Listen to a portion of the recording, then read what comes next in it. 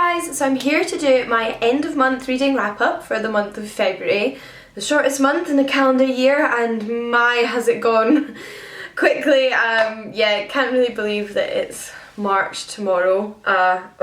Right. Don't want to think about that. I turned 27 in March, how exciting. Off topic though, I'm here to review the books to you I read in the second half of the month. So I read 5 things in the first half of the month, which I reviewed in my mid-month wrap-up, and I have read now 4 things this month. I'm actually almost finished 3 more books, 2 non-fiction and a fiction book, but I'm just not quite finished them, so they will be reviewed in my mid-month wrap-up for March, but it does give me enough time to chat to you about these 4 books in a little bit of depth. So without further ado, let's get into the 4 books I've read. I'm going to start with my lowest rating, which actually is going to be quite a jump because basically I rated 1 book 2 stars and 3 books 4 stars. So the 3 books that come after this first book I really enjoyed, but I'm very, very sad to say that my 2-star read of the month was Rich People Problems by Kevin Kwan. So this is the 3rd and final book in the Crazy Rich Asians trilogy.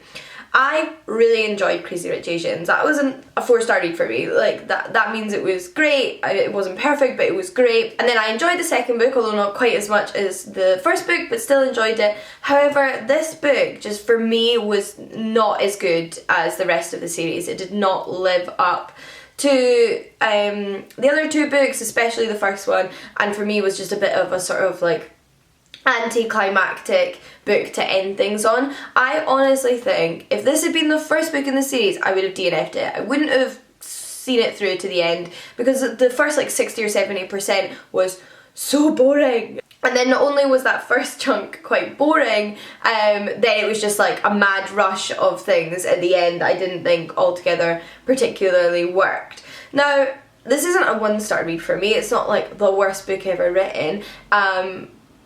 It just, like I said, didn't live up to the other books. It was really sporadic, it jumped around so many different characters who sure we'd met in the previous books, but I honestly didn't care about all of their stories. I felt like it would have done much better to be focused on a couple of characters.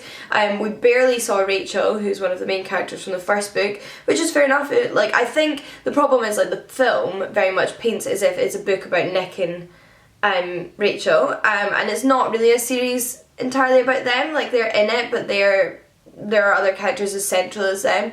But I think you become so invested in their story in the first book, and the second book's so very much about them, that I found it a little bit sort of sad that Rachel wasn't in that 3rd book as much. And I think overall just that kind of lack of steady moving chain of events for most of the second book meant I spent more time concentrating on the things that I don't like about the series, which is that I find after a while the like insane amount of wealth a little bit sickening, which is just like a personal preference how much you can deal with that. But I always find that like after I've read one of these books I'm like, I need a wee break because it's a lot.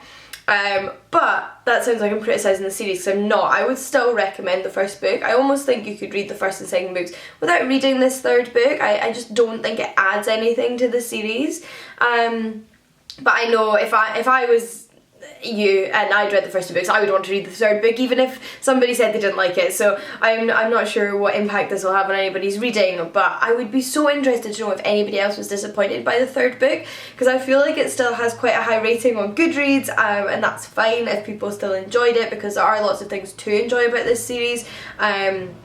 It's very detailed and I love the amount of detail in there. I love the inclusion of all the different like Chinese languages, Mandarin, Cantonese, Hokkien, and just sort of like hearing these kind of these overlaps in culture, and that's really fun. I really like that. There just wasn't anything that I found interesting enough really about this last book, and the way things did kind of escalate at the end I just thought was a bit ridiculous. I don't know, like it just didn't work for me, what can I say? And I just want to know if I'm the only person that thinks this. If you're not familiar, I mean I've gotten this long without even saying what the book's about, but I'm sure you're all familiar with Crazy Rich Asians at this point. It essentially starts with Rachel and Nick. Rachel is going out with this guy Nick. They're both professors at universities in America. She has no idea that he is from like a crazy wealthy family back in Singapore, and in the first book she's introduced to this family, and then we follow what happens in their lives after that and all of the other members of these crazy elite section of Singaporean and Chinese society. But yeah, overall bit of an anticlimactic ending to the series. Like I said, if it had been the first in the series, I wouldn't have finished it because I don't think it's as good as book 1, unfortunately. But I just wanted to know if somebody else agreed with me, because I feel like I'm alone. However, like I mentioned, the next 3 books I read, I gave 4 stars, so I very much enjoyed all of those. And I will start with the one I have a physical copy of. I don't think I mentioned, but I listened to Crazy Rich Asians on audiobook.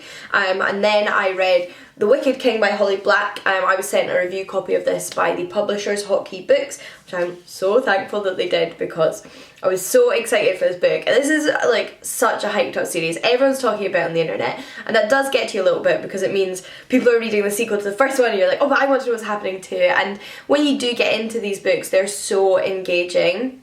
So I actually thought this book was even better than book 1. I think this book was just like another like level up from book 1. It basically took all the things I liked about the first book and emphasised them, and I thoroughly enjoyed reading this. I can't believe I'm going to wait like at least another year for book 3 because I need to know what happens. I think it's a trilogy, so I think book 3 wraps everything up, and I need that because there is always like a crazy plot escalation at the end, but that's gradually built up to, so I think the pacing works well, but that means that there's so many questions and so many plot elements you want to see through to fruition in the next book, and it was the same with The Cruel Prince, the first in this series.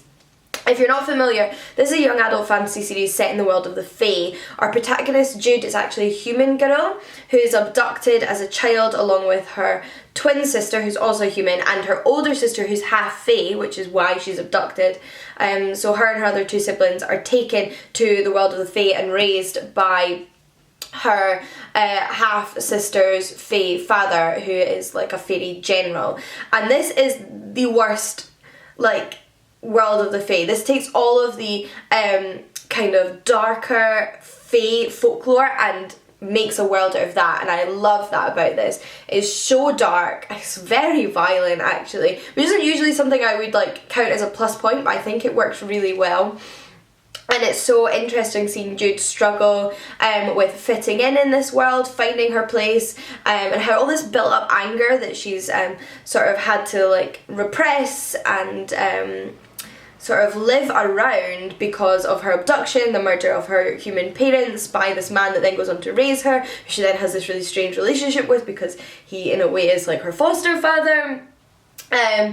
And yeah, all of the way that the Fae treat her in the world. So she's very angry, and it's the way she kind of channels this anger and tries to find a place for herself in this society. And I just thought the events of book 2 were brilliant. I can't say what they were because it would very much give away spoilers for The Cruel Prince, but I thought it was the perfect sequel. I just think I couldn't really have asked it to go anywhere else, and there was lots of twists and turns that had me surprised, which also meant that sometimes things didn't go the way I wanted, but in a way that was unpredictable and left me like desperate for more. So that's like good on the author for managing that. But yeah, book 3, The Queen of Nothing, I need it.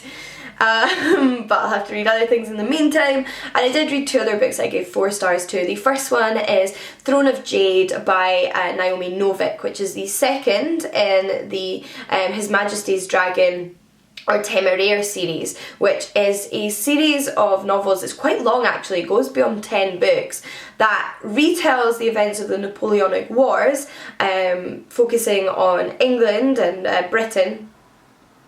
Our main character is an English Navy officer, but in this alternative world we have dragons. So it's pretty much the same except that we have dragons. So amongst the Navy and like the land infantry there is also an aviation squad who fly dragons, and this is obviously in the early 1800s, as it's the Napoleonic Wars, so well before planes or anything like that.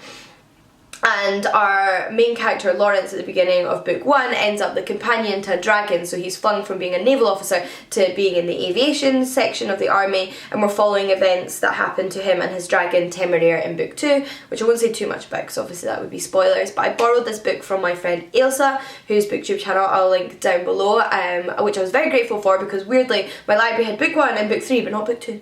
And I really enjoyed this. There's something quite quaint. It's weird, I don't know what the right word is. You know when you read 1800s literature and it's quite slow paced and detailed, but there's something to keep you engaged all the way through. It's very much about the characters and their interactions. This book, although being a modern book, very much lives up to that kind of writing, I think. It has an 1800s sentimentality about it. It works, which I think is really impressive, and I always think Naomi Novik must have done so much research because she seems to know so much about like the war and the history of the war at that time, and like specifics of like battles and how war was conducted, which I mean I know nothing about that, so she could be making it up, but it reads very accurately and it reads very convincingly to me, so I think I'm always very impressed by that aspect of these books. But like I said, it is quite slow. Nothing really happens, so things do happen. Most of the book is a journey.